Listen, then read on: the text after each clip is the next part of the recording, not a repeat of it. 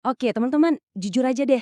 Kayaknya banyak banget ya gerakan perubahan sosial yang kita lihat sekarang itu rasanya kehilangan arah.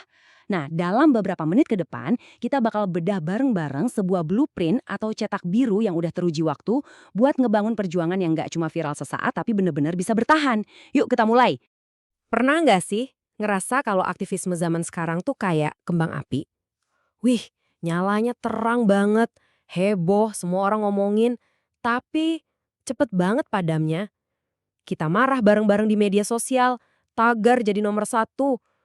Seminggu kemudian, ya udah, hilang gitu aja. Kembali seperti semula.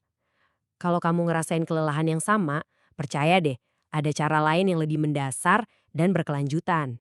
Oke, kita mulai dari diagnosisnya dulu ya di bagian pertama ini, gerakan yang kejebak antara viral dan lelah. Apa sih sebetulnya akar masalahnya? Coba deh kita perhatiin polanya. Banyak gerakan modern itu semangatnya luar biasa, tapi seringkali cuma reaktif. Ada isu viral, baru gerak. Ketergantungan sama viralitas dan tagar ini bikin para aktivisnya cepet banget capek. Ujung-ujungnya burn out. Parahnya lagi, karena pondasinya kurang kuat, sering banget terjadi perpecahan internal. Entah karena ego atau karena kurangnya pemahaman yang dalam soal isu yang lagi diperjuangin. Kutipan ini bener-bener, wah, nusuk banget ya. Banyak yang berani, tetapi sedikit yang terstruktur. Banyak yang lantang, tetapi sedikit yang mendalam. Ini tuh persis kayak bangun gedung tinggi, tapi fondasinya asal-asalan. Kelihatannya sih megah di awal, tapi ya kita semua tahu kan gimana akhirnya. Oke, terus solusinya gimana dong? Di bagian kedua ini, kita bakal coba definisiin ulang arti perjuangan itu sendiri. Ternyata jawabannya itu ada di sebuah model sejarah yang ngasih kita perspektif yang ya jauh lebih luas dari sekedar demo di jalanan. Dan ini dia nih pergeseran paling fundamentalnya. Pandangan yang sempit itu ngelihat perjuangan cuma sebagai proyek konflik. Ukurannya ya seberapa kencang kita teriak, seberapa banyak massa yang turun. Tapi ada pandangan lain yang jauh lebih radikal. Perjuangan itu adalah proyek peradaban. Ukurannya bukan konfrontasi, tapi kontribusi kolektif kita buat ngebangun masyarakat yang lebih baik. Beda banget kan? Coba ingat angka ini, 23 tahun. Perjuangan ini bukan lari sprint, tapi maraton peradaban. Selama 23 tahun misi kenabian, waktu yang dihabiskan untuk konfrontasi fisik itu cuma sebagian kecil banget.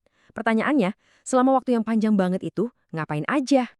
Nah, strateginya itu dibagi dua, dan urutannya ini penting banget. Fase pertama, selama 13 tahun di Mekah, fokusnya cuma satu, membangun manusia. Pendidikan, karakter, kesadaran moral, itu semua digembleng dulu. Setelah fondasi manusianya kuat, baru masuk fase kedua selama 10 tahun di Madinah, membangun masyarakat. Disinilah baru dibangun institusi, kontrak sosial, dan lainnya. Pesannya tuh jelas banget, bangun dulu orangnya, baru bangun negaranya. Masuk akal kan? Terus, siapa aja sih yang terlibat dalam proyek peradaban sebesar ini? Nah, di sini kita bakal lihat ekosistem perannya. Karena ini bukan soal satu kali superhero, tapi soal gimana setiap bagian itu punya fungsi yang krusial. Pertama, ada para cendekiawan. Mereka ini kayak benteng intelektualnya. Mirip seperti Ahlus Sufah yang mendedikasikan hidupnya buat belajar dan nyebarin ilmu, mereka ini yang mastiin gerakannya nggak kopong, punya gagasan yang kuat. Jadi menjaga ilmu itu ternyata salah satu bentuk perjuangan paling vital. Terus ada juga nih para pedagang yang jujur. Perjuangan mereka itu bukan di jalanan, tapi di pasar. Dengan nolak suap, nolak korupsi, dan selalu menjaga integritas, mereka itu lagi ngelawan ketidakadilan ekonomi langsung dari akarnya. Jangan salah, di tengah sistem yang bobrok, jujur itu sendiri adalah sebuah tindakan revolusioner. Dan tentu, kita nggak boleh lupa peran perempuan sebagai pilar stabilitas. Ada sosok seperti Khadijah yang jadi penyokong dana dan mental di masa-masa paling berat, dan ada Aisyah yang setelahnya jadi pusat rujukan ilmu. Ini bukti nyata kalau kontribusi di ranah keluarga dan pendidikan itu adalah fondasi yang nopang semuanya. Dan tentunya guru, sang arsitek masa depan. Merekalah yang nanamkan nilai-nilai keberanian, kejujuran, dan cara berpikir kritis ke generasi selanjutnya. Perjuangannya mungkin sunyi, nggak masuk berita, nggak viral, tapi dampaknya itu lintas generasi. Oke, model sejarahnya keren banget. Tapi, gimana caranya kita terapin ini hari ini?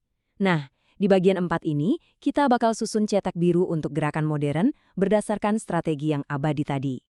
Oke, kita bedah satu-satu ya cetak birunya. Ada 4 pilar utama. Pertama, fondasi ilmu. Utamakan pendidikan yang dalam, jangan cuma gerak karena emosi sesaat. Kedua, pembagian peran.